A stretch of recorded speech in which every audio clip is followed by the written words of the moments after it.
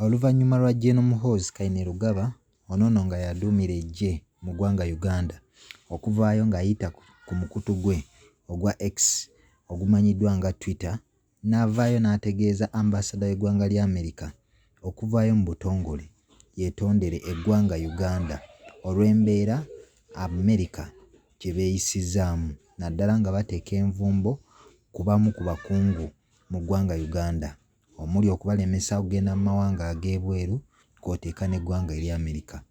Kampala TV 256 gwena akyagyeekuumiddeko nga wasalawo okubanga amawulire gonna ogafunira ddala no ku channel yaffe wakola okusalawo okutuufu. Atannaba kuba ng'osubscribinga nja kujjukiza okusubscribinga okoone kadaawo kanono kajja kuba kakuwa notification singa wabeerayo eggulire lyonna lye tubeera tutaddeyo. Ate era okukomentinga naddala ku mulamwa gwe tuba tuleese kw'oteeka okusharinga n'okulayikinga.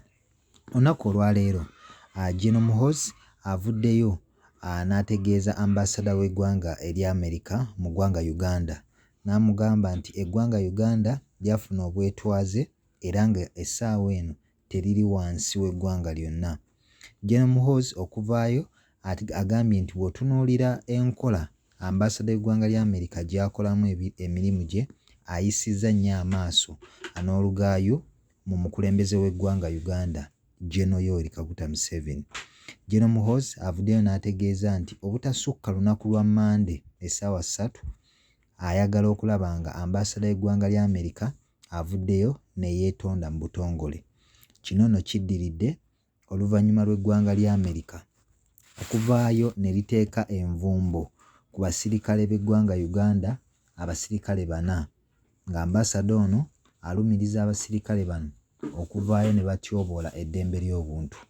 Abamu ku basirikale abateereddwako envumbo mwe mwabadde Bob Kalugalu ono nno nga ye former Wamala Region Police Commander, Alex Mwine ono nno nga ya komanda wa poliisi mu disitulikiti y'e Mityana, Eri Wamanywa ono nno nga former Senior Commissioner and Deputy Director of Uganda Police Force Criminal Investigation Division, n'omulala Hamidan Twesigye ono nno nga former Deputy Inspector of Police assigned to Special Investigation Unit.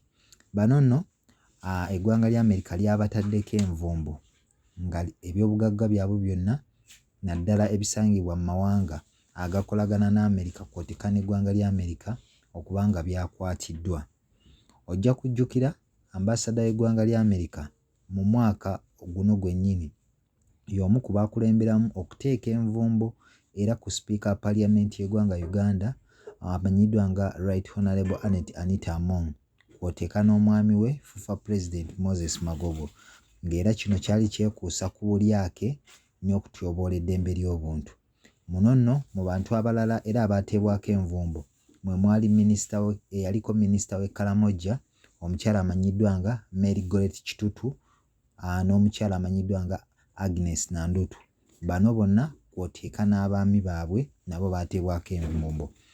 Minisita Amos Lugoloobi yali omu ku baateebwako envumbo kw'oteeka ne mukyala we nabo nga tebakkiriza kugenda mu ggwanga erya Amerika kw'oteeka n'ago amawanga agakwatagana oba agakolagana n'eggwanga erya Amerika.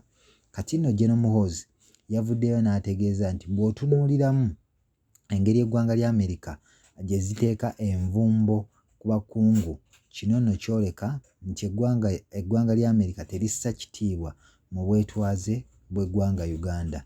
Kyokka nno ojja kujjukira omukulembeze w'ekibiina kya National Unity Platform Robert Kyagulanyi ye yavuddeyo n'ategeeza nti musanyufu nnyo era ayaniriza nnyo envumbo zino zonna ezaateereddwa ku bakungu mu ggwanga Uganda olw'ensonga nti batyoboola eddembe ly'obuntu nga omuntu yenna yekka ayinza okubakwatirako ge mawanga ago ate agawa Uganda obuyambi. Mu bubaka bwa Kyagulanyi yagambye, "We are so delighted to receive news of French sanctions imposed on the United States of America on 4 senior police officers involved in acts of torture, cruel, degrading to human rights treatment." Kyagulanyi bw'atyo yategeezezza.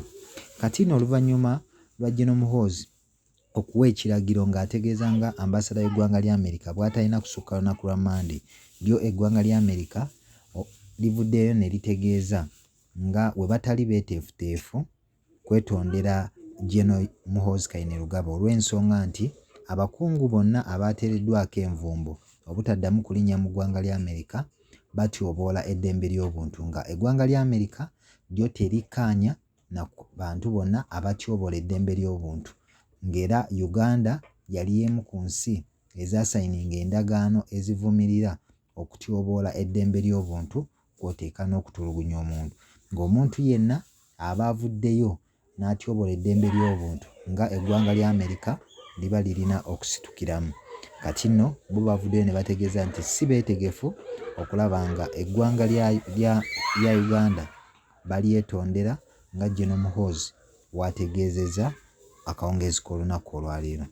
Gwe wenna atanaba kuba ng'osubscribinga nja kujjukiza okusubscribinga okoone kadaawo kanono kajja kuba kakuwa notification singa tubeera n'eggulire lyonna lye tubeera tutaddeyo. Commentinga ku mulamwa guno ne tutegeera endowooza yo kibeera kirungi nnyo, ate okulikinga n'okusharinga vidiyo eno esobole okuba nga etuuka ku muntu abadde tannaba nga message eno agifuna.